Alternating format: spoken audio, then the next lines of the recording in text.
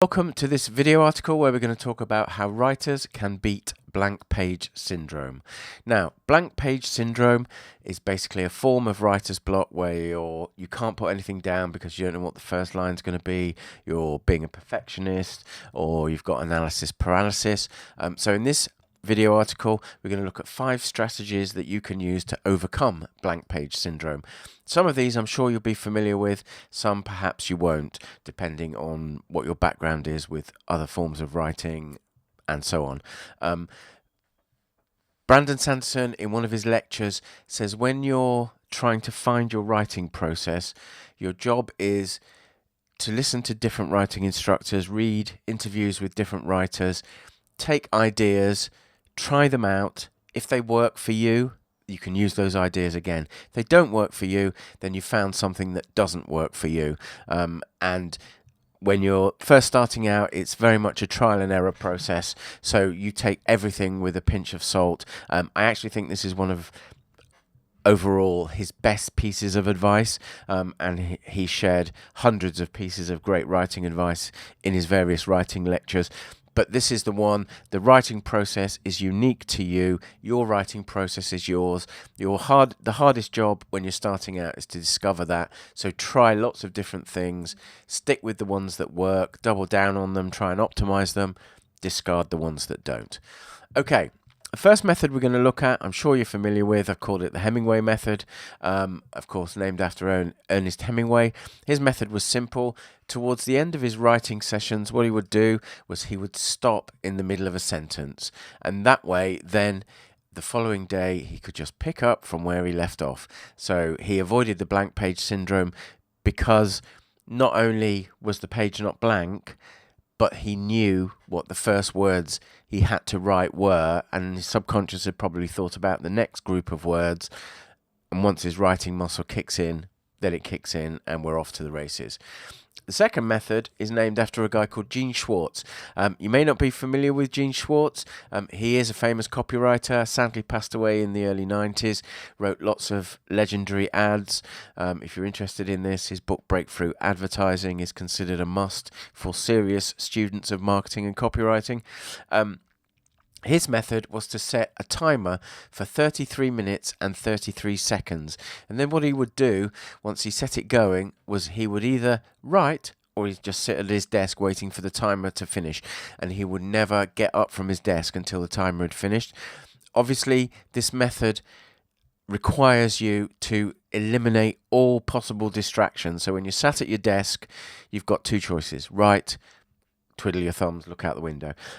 So that could mean having a computer where there's no internet connection, or having your phone in another room, all those kind of things which you should get into the habit of doing anyway, so that when you're writing, you are writing, because it's one of the worst things ever for a writer is when you're in flow and the writing's flowing nicely and then some trivial interruption that can wait an hour or 2 hours jerks you out of flow, and you can't get back into flow in that same session. So eliminate distractions, use a timer, and when the timer starts, you can write or sit at your computer.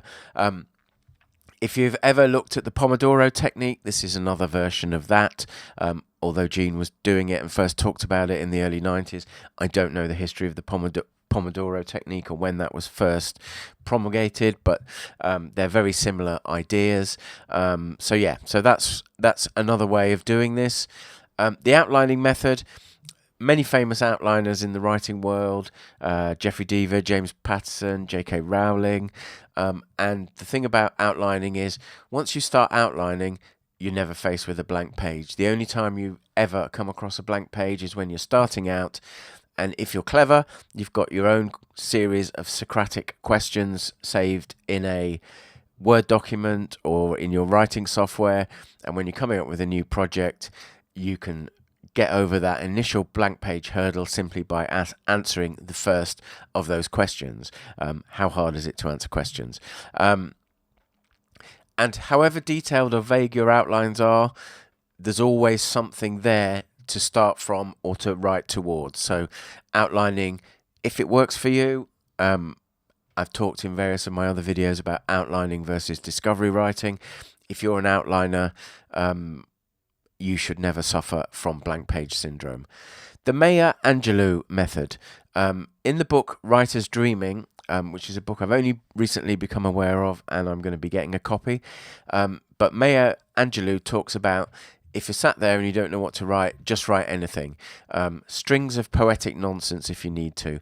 There's a famous quote you can find on the internet from her where she says she just writes, "The cat sat on the mat, that is that, not a rat," over and over and over. And she says the process of doing that is like a signal to her muse, "I'm here, I'm ready to write, start working with me." And that often works for her. And then you've got the act of writing something starts to trigger the writing muscles or the writing circuits in your brain, and suddenly you'll go from writing poetic nonsense to writing something towards whatever you're currently working on. And of course you can always edit out the poetic nonsense. The final method we're going to use is a method that I use. Caveat first, and that's, so far I've only used this with non-fiction, so I can't guarantee it will work with fiction, but I can't see why not. And I found it worked a treat for me with my non-fiction writing. I was in a position where I didn't have time to write enough non-fiction words to meet all the demands I had, and I started using this method, and it boosted my productivity by 1,500 to 2,000 words a day once I'd really got into it.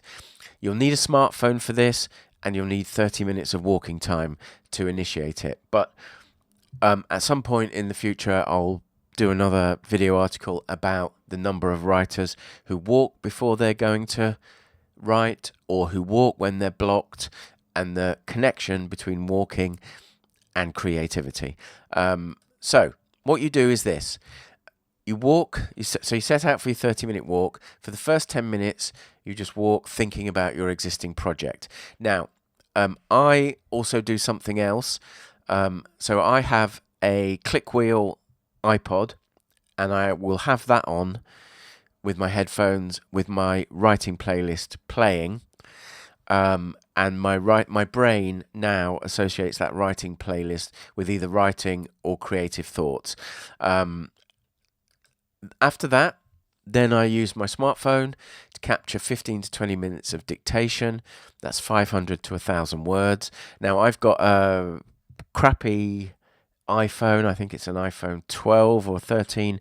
I don't buy new phones. I tend to get hand-me-downs from my kids when they upgrade. I say kids, they're young adults now. I believe that Android phones have dictation software. If you've got an iPhone, the Notes app that the iPhone ships with works perfectly for this. The dictation and voice to text is pretty good. It's not 100%, but it's pretty good. Just hold it to your face, or if you've got a microphone, you can use a microphone. But I always have my headphones on, so I don't want to put another microphone on. So I just hold it near my mouth and just speak. But that's only the start of the process. When you get home, export the text to your writing program, whether it's Word or Scrivener or whatever you use for writing. Sometimes I've even imported the text directly into Vellum and edited directly into Vellum. And now you edit the text. And because the voice-to-text facility, especially if you're not looking at what you're dictating, isn't 100% perfect. There'll be multiple mistakes that you need to correct, which is fine, because by the time you've made an editing pass and corrected it, and what you're looking to do is not correct it for content, but correct it for form. So what that means is if the voice to text has used the wrong words, then you put the right words in. You correct the formatting. So sometimes it doesn't correctly format things in terms of getting your line breaks in the right place and stuff like that. As soon as you start dictating, you'll see exactly what I mean. But the editing isn't for content other than correcting errors. It's to put it into so it looks like a piece of your written work as if you were writing at a keyboard. And what you should find is the process of editing that text warms up the writing brain. So when you've, let's say you dictated 500 words, by the time you've finished editing those 500 words, your brain will be warmed up, it will be deep in the piece, and you should be able to carry on and write another 500 words without any problems. This works an absolute charm. If I'm ever sat at the keyboard and struggling, I just take the dog for a walk, do this, and everything is hunky-dory. When I get back, import it, edit it, carry on writing.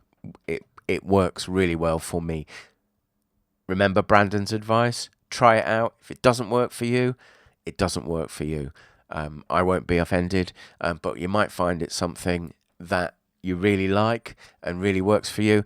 And if you're interested to know more about writing using dictation, I wrote a book on it called How to Write in Your Dead Time, which you can find on Amazon. You might find that of interest as well. It's pretty cheap. I can't even remember what it is. The Kindle version is like $5.99 or something like that. But you'll find that if you're interested. Okay. If you try any of these out, let me know which strategies you try and which work for you. And if the ones that you tried didn't work for you, let me know why. You can email me, paul@deliberate-practice.com, and I'll get back to you as soon as I can. If you're a frustrated or aspiring fiction writer or both, check out my Writing Vault, which has is a collection of resources that you might find really handy and helpful in your writing journey. I'll be chronicling my short story journey, which is starting in 2 weeks now. It's the 14th of June, so the 1st of July, I'll be starting to write 2 short stories a month, which will all be chronicled and detailed in the vault. You can follow along and see how I use that process to transition to writing longer form, and how I use the process of writing short stories in a way that will help me become a better writer as well. Okay, that's it for this one. I'll catch you in the next video.